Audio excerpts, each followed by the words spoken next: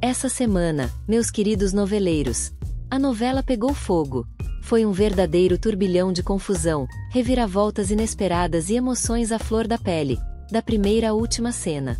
Então já se acomoda aí no seu cantinho favorito, deixa aquele like maroto, se inscreve no canal e vem comigo reviver cada momento marcante no nosso resumão da semana. Preparados? Então bora lá! Segunda-feira, 26 de maio. O clima era tenso. De repente, surge ele, o Dr. Laurentino, caminhando pelo corredor, exausto. Com um gesto lento, remove a máscara cirúrgica e passa a mão pela testa, enxugando o suor. Algo grande acabou de acontecer. E isso foi só o começo. Na sala de espera, o tempo parecia ter parado.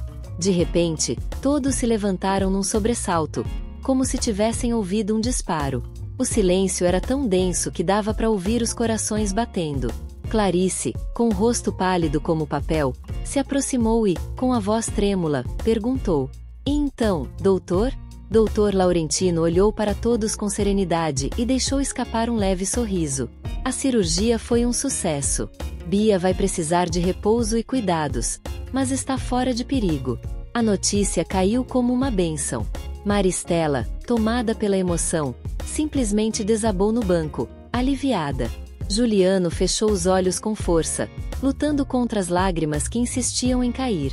Beto, em um sussurro cheio de fé, celebrou: "Graças a Deus!" Mas enquanto a esperança renascia ali, em outro canto da cidade, a tensão ganhava corpo.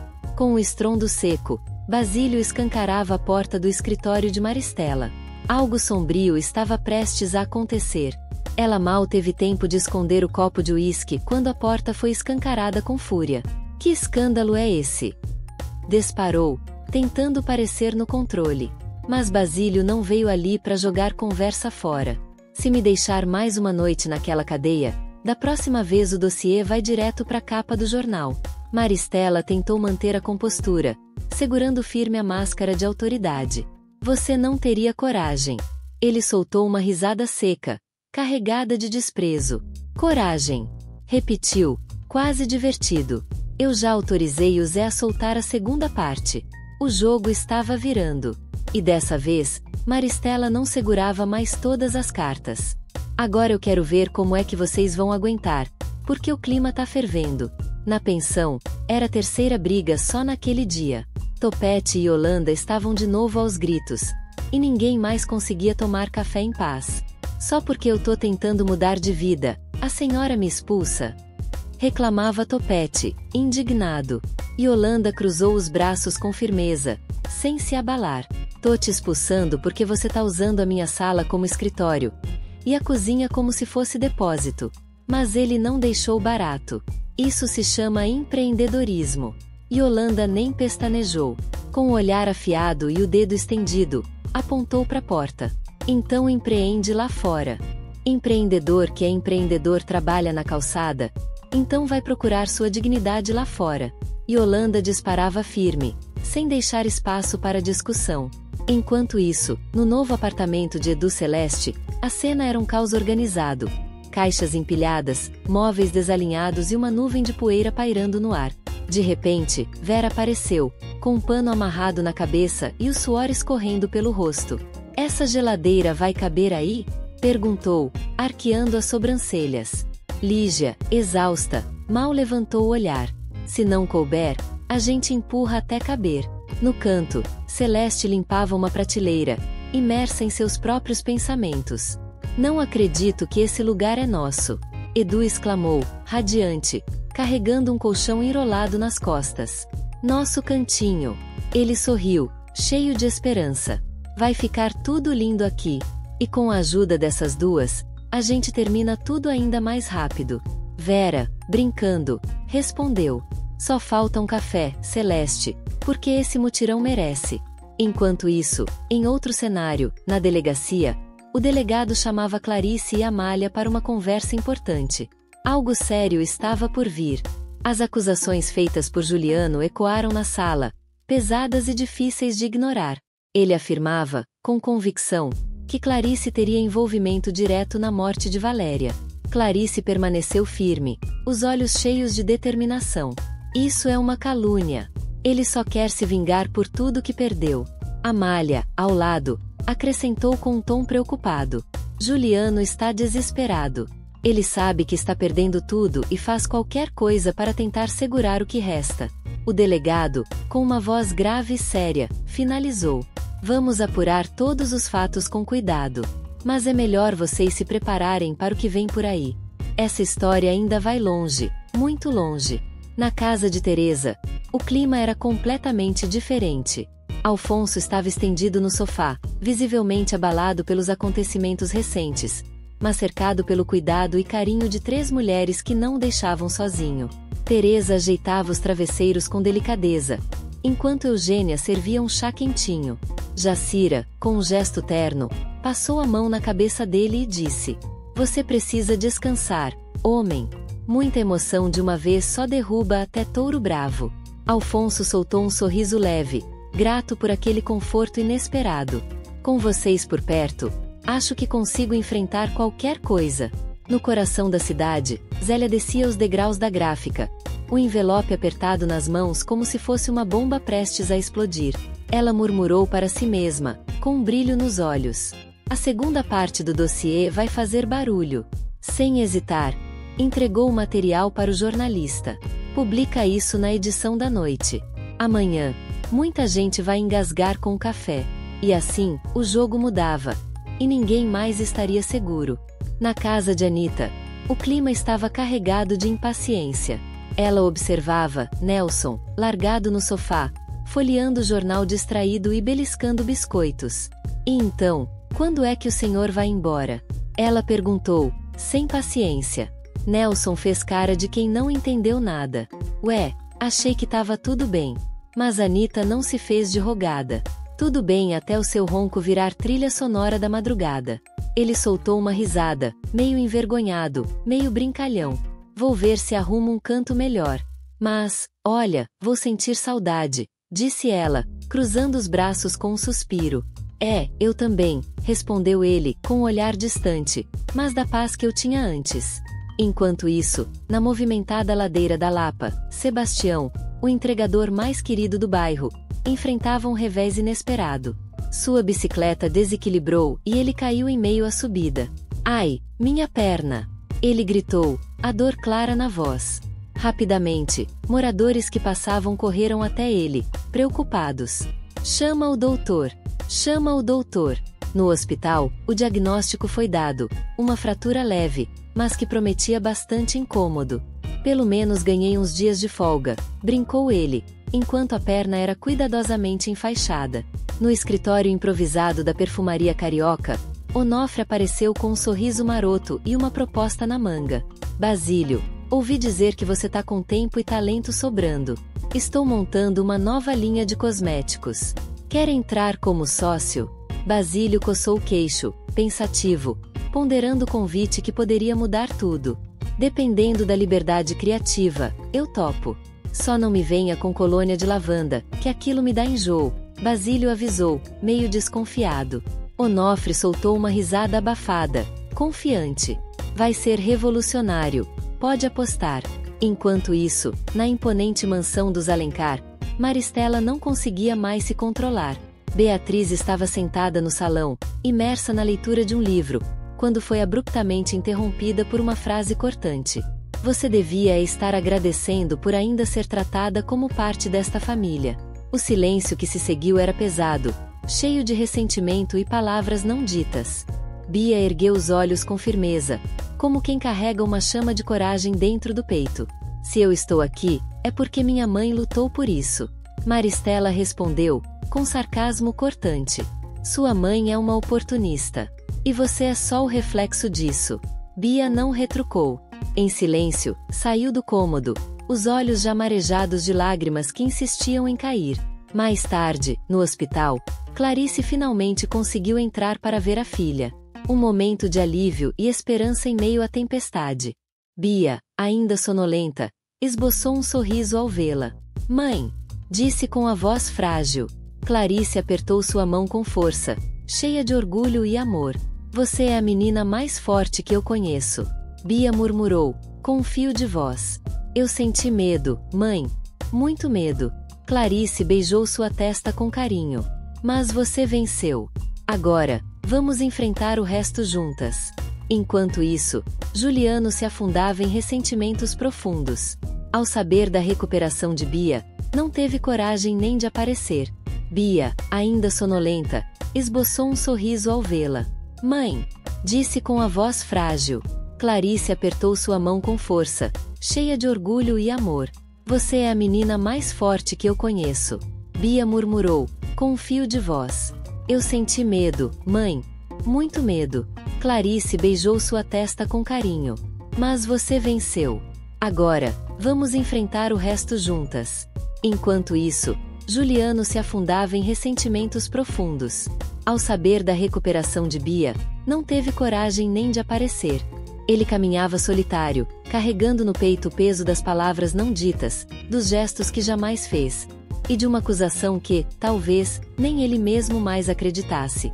Enquanto isso, a edição da noite dos jornais chegava às bancas, estampando em letras garrafais a manchete que abalaria tudo.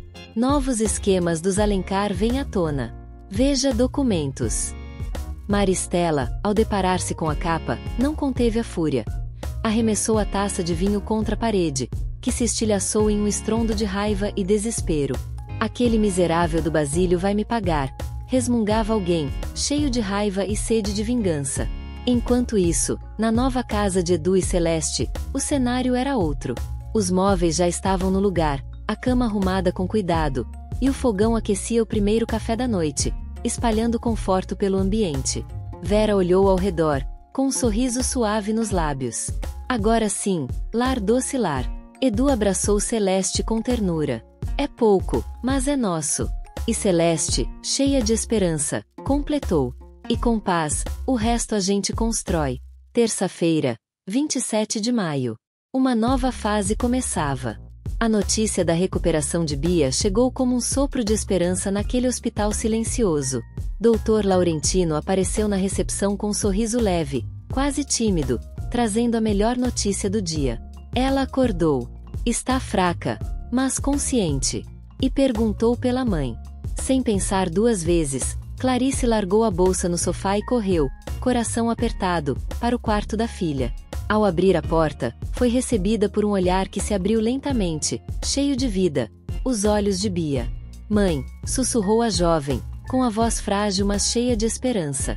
Clarice apertou a mão dela com toda a força do mundo. Estou aqui, meu amor. Nunca vou deixar de ser sua mãe. Nunca. Mas nem todos celebravam essa vitória. Do lado de fora, Maristela fervia em fúria, andando de um lado para o outro, mordendo o lábio inferior com raiva contida. Essa mulher é uma praga, resmungava, sempre volta, sempre se faz de santa. Juliano, mais contido, tentou segurar o fogo da ira dela, tentando acalmá-la. Agora não é hora, disse Juliano, tentando manter a calma. Precisamos pensar com clareza, com calma. Mas Maristela explodiu em fúria. Calma! Enquanto ela estiver perto da Bia, nunca teremos paz. No hospital, Clarice permanecia ao lado da filha, segurando sua mão com ternura. A cirurgia foi um sucesso. Você é forte. Bia, ainda fraca, ensaiou um sorriso. O Ronaldo sabe que eu. Clarice hesitou, preocupada. Ele ficou preocupado? Perguntou. Sim, respondeu Bia, com um fio de voz. Bia apertou delicadamente os dedos da mãe, com uma força silenciosa que denunciava sua determinação. Quero ver ele. Quero que ele venha. Enquanto isso, Sebastião, ainda com a perna enfaixada, fazia um pedido urgente a Ulisses. Não conta nada pra Vera, pelo amor de Deus. Ela vai transformar isso num espetáculo. Ulisses sorriu, prometendo guardar segredo, mas não perdeu a chance de brincar. Só se você prometer parar de entregar as correspondências pedalando feito doido. Na imponente mansão dos Alencar, Maristela e Juliano conspiravam em voz baixa, como dois estrategistas armando o próximo movimento. Aquela história que contamos sobre a Valéria já não convence mais ninguém, murmurou Juliano, com um olhar sombrio. Precisamos reescrever o enredo. Maristela, com um sorriso cínico nos lábios, sugeriu. Dizemos que foi um acidente, que Clarice provocou uma discussão. Juliano completou, com frieza. Valéria tropeçou, caiu. E nós apenas tentamos proteger a família. Maristela balançou a cabeça com um ar dramático, como quem veste uma máscara de preocupação. Pelo bem da Bia, claro. No quarto do hospital, Clarice recebeu uma visita inesperada. Arlete entrou devagar, segurando um buquê simples de flores, o olhar hesitante. Espero não estar atrapalhando. Clarice se levantou, emocionada com a presença inesperada. Claro que não. Bia, ainda frágil, sorriu ao ver a tia. Tia Arlete. Arlete se aproximou com cuidado e beijou a testa da menina, como quem quer transmitir conforto e força. Você nos assustou, sabia? Bia segurou a mão dela com firmeza, a voz ainda trêmula, mas cheia de vida. Estou aqui, ainda assustada, mas viva. Arlete olhou para Clarice com ternura e admiração. Você foi coragem por ela, e ela é a sua verdade. Enquanto todos se ocupavam com Bia, em outro lugar, Alfredo enfrentava um pesadelo silencioso.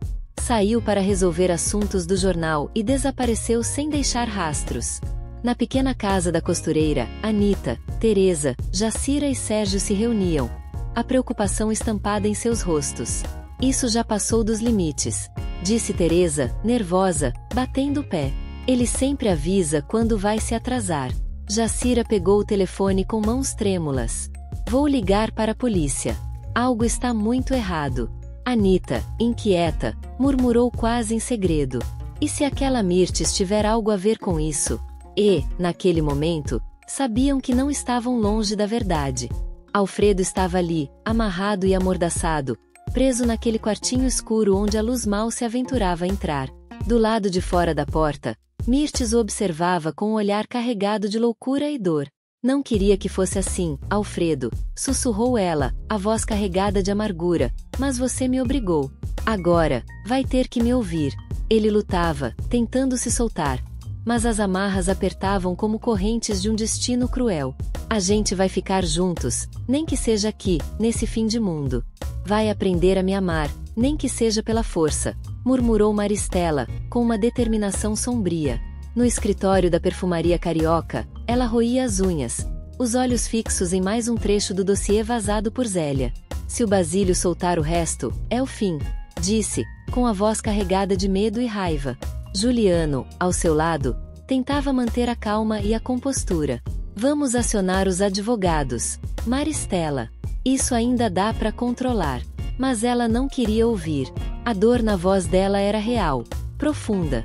Ele quer me destruir, Juliano. Primeiro, foi a prisão. Agora, a ameaça da falência pairava como uma sombra sobre Maristela. O irmão tentava acalmá-la, insistindo. Você ainda tem influência, Maristela. Não pode desistir. Mas ela, em pânico, encarava o vazio, tomada pelo medo. Não. Se ele continuar, Basílio é capaz de qualquer coisa. Enquanto isso, na gráfica, Basílio observava com olhos frios os rascunhos do próximo panfleto publicitário. Sabotar os Alencar não era suficiente. Era preciso mostrar ao mundo uma alternativa melhor, uma nova esperança. O diagramador, animado, comentou. Gostei do slogan, hein? O verdadeiro perfume está na transparência. Basílio sorriu de lado, aquele sorriso de quem tem um plano na manga. Deixa eles sentirem o cheiro da verdade. Enquanto isso, na casa dos Pereira, Vera ajeitava os mantimentos, concentrada no que fazia, enquanto Lice cochichava algo para Edu, que ouvia atento. Seu Sebastião sofreu um acidente, sussurrou Lice. Edu arregalou os olhos, surpreso. Sério? E a Vera? Ulisses, baixinho, revelou com um tom grave. Ainda não sabe. Ele pediu segredo. Edu riu, incrédulo. Segredo numa casa com a Vera é igual peneira tentando segurar água. No meio do turbilhão, Ronaldo recebeu uma notícia que paralisou seu coração. Bia queria vê-lo. Ele ficou imóvel, como se o mundo tivesse parado por um instante. Camila, ao seu lado, percebeu a hesitação que o dominava. Com um olhar firme, ela o cutucou. Você ainda gosta dela, não é? Ronaldo desviou o olhar, confuso e inseguro. Não sei bem o que sinto, mas não posso ignorar um pedido desses. Camila respirou fundo, empurrando-o para a decisão que precisava tomar. Vai! Resolva essa história de uma vez por todas. Enquanto isso, na delegacia, o delegado trabalhava incansavelmente. Com provas e depoimentos espalhados sobre a mesa, ele tentava montar o quebra-cabeça complicado da morte de Valéria. O nome de Clarice voltava a emergir nas investigações, como uma sombra que ninguém conseguia afastar. Um investigador comentou, com certo cansaço na voz. A versão de Juliano e Maristela mudou de novo. O delegado, com um olhar desconfiado e um tom firme, respondeu: quanto mais mexe, mais fede. E esse cheiro, garanto, não é de perfume. Enquanto isso, no hospital, Clarice permanecia ao lado da filha. Com delicadeza, ela acariciava os cabelos de Bia, que finalmente dormia tranquila, aliviada.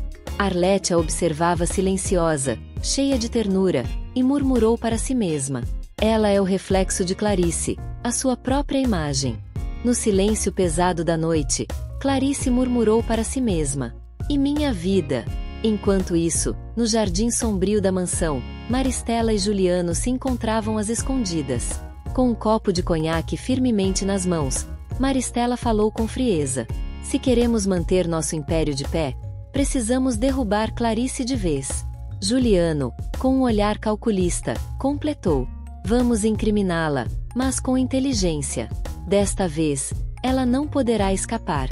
O destino começava a se desenhar naquela conspiração silenciosa, enquanto a noite envolvia segredos e intenções perigosas. Enquanto isso, preso no cativeiro, Alfredo sentia suas forças se esvaírem lentamente. Mirte se aproximava, carregando uma bandeja com comida, e dizia com voz firme e cruel: vai comer direitinho, Alfredo. A gente ainda vai ser feliz. Mas Alfredo, apesar do cansaço, respondeu com um olhar cheio de resistência: mesmo trancado, você nunca vai me quebrar. Do outro lado da cidade, Anita mantinha uma certeza inabalável: ele está vivo, e nós vamos encontrá-lo. E assim, enquanto as sombras apertavam seu cerco, a esperança resistia firme, pronta para reacender a luta. Quarta-feira, 28 de maio. O peso da investigação sobre a morte de Valéria apertava cada vez mais o cerco em torno de Maristela. A aflição tomava conta dela, que se via encurralada, sem muitas saídas. Sentada na sala fria da mansão, diante da lareira apagada, ela virou-se para Juliano com um olhar decidido e murmurou: vou procurar o Geraldo. Ele é um canalha, sim, mas é o único que pode nos ajudar a virar esse jogo a nosso favor. Era uma aposta arriscada, um passo no escuro, mas a única esperança para escapar da tempestade que se aproximava. Se ele disser que a Clarice armou contra Valéria, talvez consigamos salvar nossa pele, falou Maristela, com um brilho perigoso nos olhos. Juliano hesitou por um momento, mas acabou assentindo. Só que cuidado, Geraldo não faz nada de graça. Ele cobra, e cobra caro. Enquanto isso, no hospital, Bia começava a recuperar as forças. Seu olhar, ainda marcado pelas dores e dúvidas do passado, buscava um alento. Ao seu lado, Arlete permanecia silenciosa, um apoio firme naquela batalha silenciosa. Bia respirou fundo, preparando-se para o que ainda viria. Com um olhar cheio de dúvidas, Bia perguntou baixinho: tia, e a Valéria? O que aconteceu de verdade com ela? Arlete a fitou com ternura, tentando encontrar as palavras certas. Valéria foi vítima de uma mentira muito grande, minha filha. Ainda estamos tentando esclarecer tudo, descobrir a verdade por trás de tanta dor. Bia fechou os olhos, sentindo o peso dessa realidade. Tudo o que ela queria era ser livre, longe das sombras que cercavam suas vidas. Enquanto isso, em uma casa silenciosa, Anita assistia sozinha a um programa de TV que revivia histórias de amores interrompidos pelo destino. Um reflexo cruel do que todos enfrentavam naquele momento. Ao assistir a uma história parecida com a de Alfredo, o coração de Anita apertou. Lágrimas escorreram silenciosamente pelo seu rosto, sem que ela percebesse. Volte para casa, Alfredo. Você não pode simplesmente desaparecer assim. Ela sussurrou para si mesma, uma saudade imensa tomando conta. Enquanto isso, na campanha política de Onofre, Basílio era a estrela mais brilhante. Nos bastidores do comício, Onofre sorriu satisfeito. Esse cara é fenomenal. O povo realmente acredita nele, pensou. sabendo que Basílio estava se tornando a grande esperança daquela campanha. Basílio, com seu jeito sempre pragmático, falou com firmeza. A imagem até pode vencer o discurso, Onofre, mas a verdade sempre acaba voltando à tona. E quando isso acontecer, vamos usar a nosso favor. Enquanto isso, na pensão, Malha chegou trazendo uma notícia que espalhou uma onda de emoção entre as amigas de Clarice. O documento original dela havia sido reconhecido oficialmente. A identidade de Clarice era legítima, verdadeira. A farsa dos Alencar chegava ao fim. Eugênia, com lágrimas nos olhos, não conseguiu esconder a emoção. Isso muda tudo.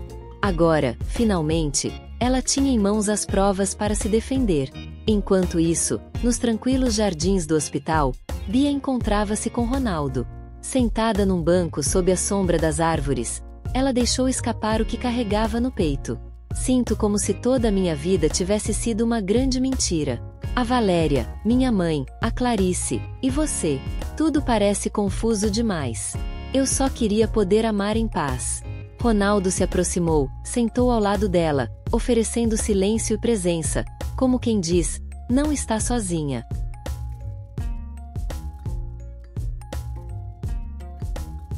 Você ainda pode, mas precisa querer viver. Eu tô aqui. Na delegacia, o clima era tenso. Sérgio batia com força na mesa, o rosto tomado pela angústia. Meu pai está desaparecido há dias. Isso não é normal. O escrivão, tentando manter a calma, começava a registrar o boletim de ocorrência. Vamos abrir o processo imediatamente. Cada minuto conta. Sérgio, quase sufocado pela preocupação, murmurou baixinho, como um pressentimento. Eu tenho certeza. É aquela maluca da Mirtes. E ele estava certo. Num galpão esquecido, Alfredo mal conseguia conter seus gemidos, preso a uma cadeira fria e rígida. Mirtes, com os olhos perdidos numa loucura sombria, passava gelo no rosto dele, sua voz cortante como um açoite. Você me ignora, me rejeita. Mas vai me amar, Alfredo. Nem que seja pela dor que eu vou te fazer sentir. Ele, exausto, marcado pela luta silenciosa, lutava para manter a clareza na mente. Você precisa de ajuda. Ela soltou uma risada cruel, gélida e vazia. Quem precisa de ajuda aqui é você, que nunca entendeu o que é amar de verdade. No apartamento elegante de Mônica, Zélia, impecavelmente vestida e cheia de confiança, desenhava seus planos audaciosos. Assim que essa confusão toda envolvendo os Alencar explodir, vou tomar a presidência da perfumaria carioca. O Basílio só vai até onde eu permitir. Depois disso, o comando é meu. Mônica, com uma ponta de desconfiança, soltou uma pergunta hesitante. Mas você acha mesmo que ele vai aceitar isso tão fácil assim? Zélia soltou uma risada cheia de certeza, como quem já sabe que o jogo está nas suas mãos. Ninguém me para quando eu quero algo, querida. Nem ele. No silêncio do quarto de pensão, Sebastião falava com a voz baixa, carregada de preocupação, para Ulisses. Tô sentindo umas dores estranhas, mas não contei pra Vera. Tenho medo. Medo de que seja algo sério. Ulisses, com olhar compreensivo, respondeu firme. Vai ao médico. Você escondeu o acidente. Vai esconder a própria saúde agora? Sebastião abaixou a cabeça, o peso do medo apertando seu peito, enquanto o silêncio voltava a tomar conta do quarto. O medo apertava o peito de Sebastião, que sussurrou, quase para si mesmo. É que, se for grave, eu não quero enfrentar o olhar da Vera no pronto-socorro, me dizendo, eu te avisei. Na noite seguinte, Maristela, tomada pela ansiedade e desespero, dirigiu-se até um bar esquecido à beira da estrada. Lá, sob a luz trêmula, encontrou Geraldo, com sua camisa gasta e um cigarro barato entre os dedos. Sem rodeios, ela foi direta e fria. Quero que você diga à polícia que Clarice confessou ter empurrado Valéria. Cada palavra caía pesada no silêncio do bar, enquanto o destino da verdade começava a se desenhar naquele instante sombrio. Geraldo soltou uma risada rouca, carregada de ameaça. Isso vai custar caro. Sem hesitar, Maristela puxou um envelope da bolsa e o colocou sobre a mesa com firmeza. Aqui está a primeira parte. Quando ela for presa, você recebe o resto. Os olhos de Geraldo brilharam de ganância ao olhar para o dinheiro. Negócio fechado. Enquanto isso, na casa de Arlete, Clarice conversava com Eugênia, cheia de determinação e esperança. Eles vão tentar me derrubar de novo, mas agora eu tenho provas. E naquela frase, uma chama de coragem se acendia no meio da tempestade. O documento reconhecido era a armadura que agora protegia Clarice. Eugênia, com voz firme e tranquilizadora, lembrou: "E não esqueça, você tem gente de peso do seu lado. Isso faz toda a diferença." Enquanto isso, no meio do frenesi da imprensa, Basílio se destacava ao lado de Onofre. Quando uma repórter lhe perguntou sobre a guerra implacável contra a perfumaria carioca, ele respondeu com um sorriso carregado de ironia: "Transparência é o nosso melhor perfume, e escândalos, o nosso tempero." Assim, entre verdades e provocações, o jogo continuava, cada vez mais intenso. Nos bastidores, segredos se entrelaçavam como fios invisíveis, mas para Bia, tudo parecia um turbilhão confuso. Sozinha em seu quarto, ela segurava uma foto de Valéria, seus olhos cheios de dúvidas e arrependimento. "Se eu soubesse, se ao menos tivesse tido tempo com você", murmurava, a voz trêmula pelo peso da ausência. Enquanto isso, no quarto ao lado, Juliano e Maristela conspiravam em sussurros sombrios. "Com Geraldo ao nosso lado, vamos virar essa história", dizia ele com convicção fria. "Clarice vai pagar por tudo", completava Maristela, os olhos brilhando de rancor. Longe dali, Mirtes, sozinha com Alfredo, havia deixado para trás qualquer resquício de compaixão. Seus métodos agora eram cruéis e implacáveis. "Você vai me amar, custe o que custar." Sua voz carregada de uma ameaça gelada que ecoava na escuridão do cativeiro. O jogo entre esperança e desespero, justiça e vingança, continuava, marcando cada destino com seus passos implacáveis. Mesmo que seja na base da dor. Alfredo. Suas forças já se esvaíam. E ele mal conseguia murmurar: "Você precisa parar." Mas Mirtes, implacável, se aproximava com uma seriga na mão, fria e certeira. "Esse remédio vai te deixar mais calmo. E mais meu."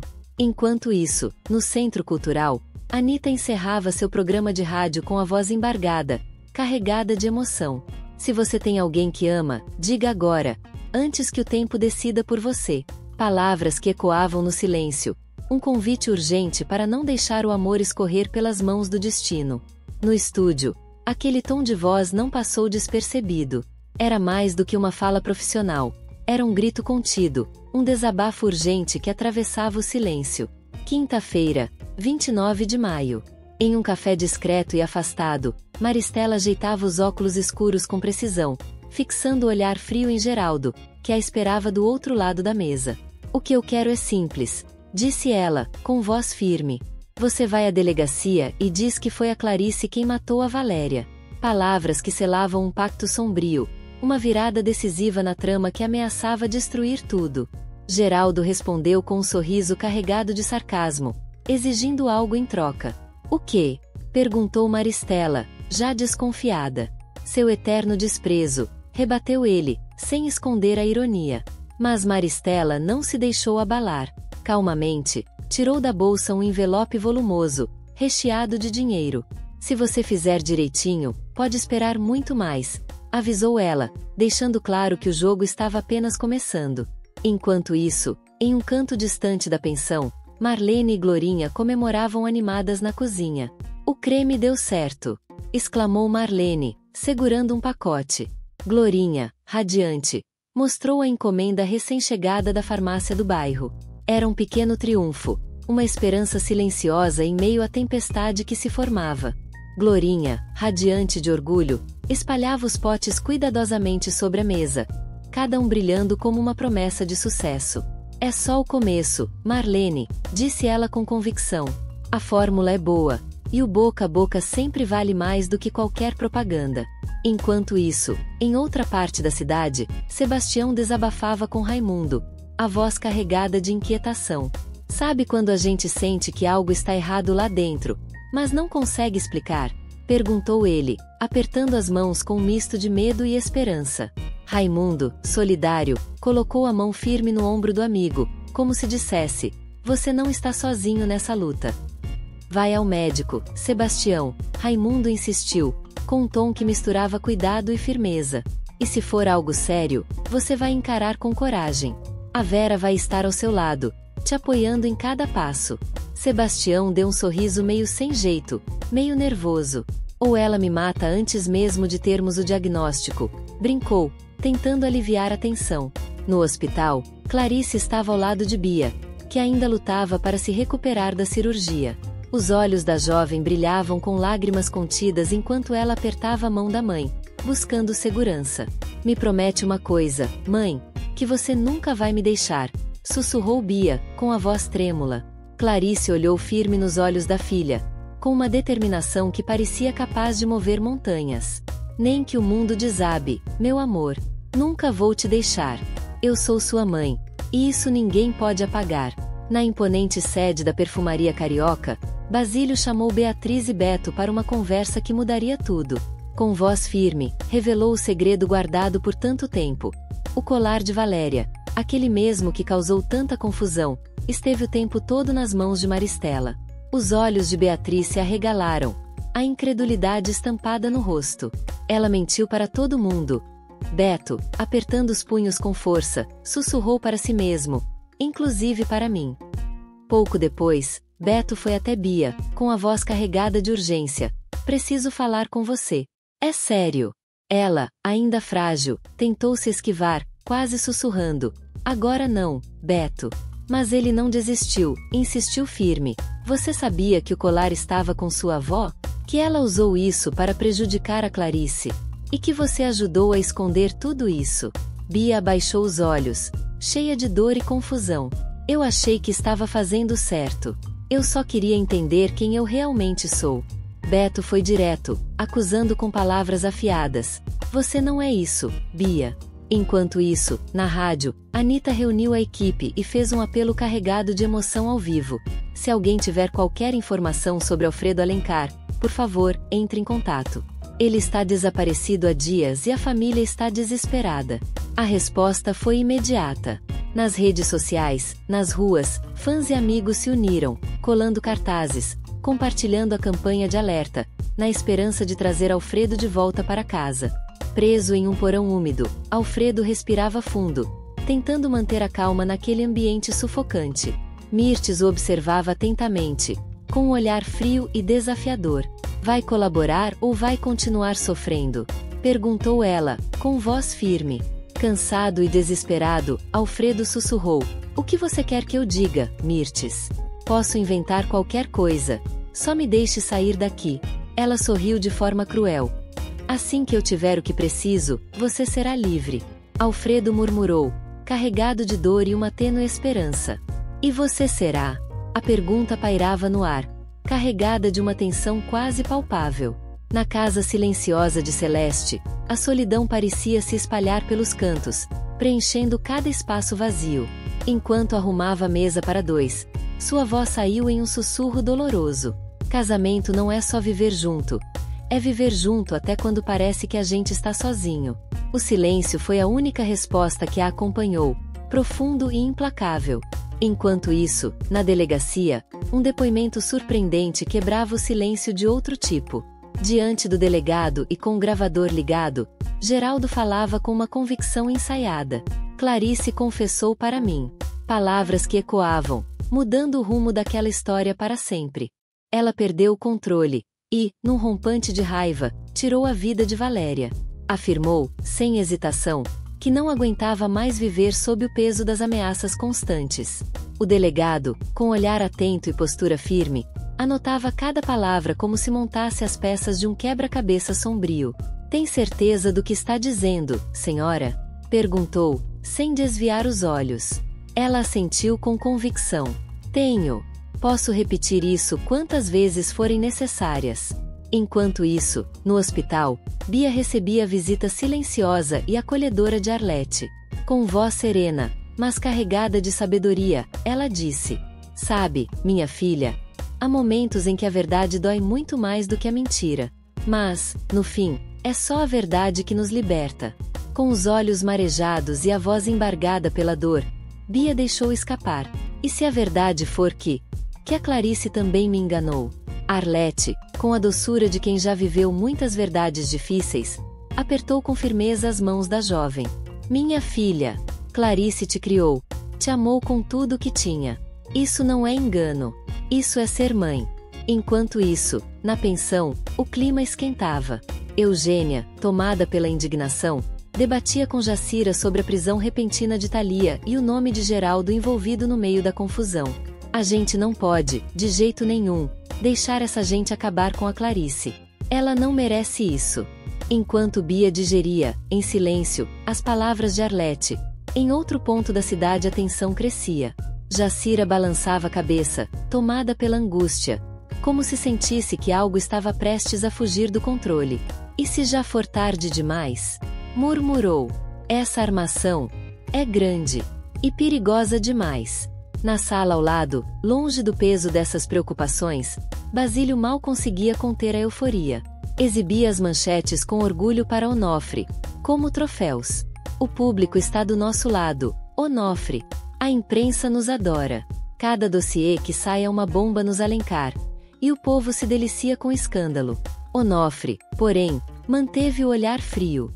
Não se esqueça, disse, pausadamente, escândalos podem virar contra nós quando menos esperamos. Enquanto Basílio se deixava embriagar pelo gosto amargo da vaidade política e Jacira lutava com a inquietação de quem enxerga o perigo antes dos outros, no hospital, outro fio dessa trama começava a se tensionar. No corredor de paredes frias e passos apressados, Beto caminhava ao lado de Beatriz, a voz baixa, mas carregada de urgência. Se o colar estava com a Maristela, ela está escondendo alguma coisa, disse ele, olhando nos olhos dela. E se o Geraldo está envolvido, a gente precisa agir rápido, antes que seja tarde demais. Beatriz, ainda com o peso das palavras de Arlete no peito, assentiu com firmeza. Eu vou atrás da Arlete. Ela conhece os bastidores disso tudo melhor do que ninguém. Se tem alguém que pode nos ajudar agora, é ela. Longe dali, nas ruas onde os rumores correm mais rápido que o vento, Anita reunia-se com Sérgio, Teresa e Jacira. O grupo se formava em silêncio, mas a tensão entre eles era palpável, como se soubessem que estavam prestes a mergulhar ainda mais fundo num jogo perigoso, onde cada palavra e cada passo podiam ser uma armadilha. As mensagens dos fãs não paravam de chegar. Uma enxurrada desesperada de perguntas, teorias, esperança e medo. Já tinham ligado para hospitais, para a polícia, para qualquer lugar que pudesse dar uma resposta. Nada. O silêncio era ensurdecedor. Sérgio, com a voz pesada de tensão, informou. Já registramos boletim, mas ainda não temos nenhuma prova concreta de que seja sequestro. Teresa, tomada por uma angústia que lhe apertava o peito, apertou as próprias mãos como se, de algum modo, pudesse segurar a vida de Alfredo entre os dedos.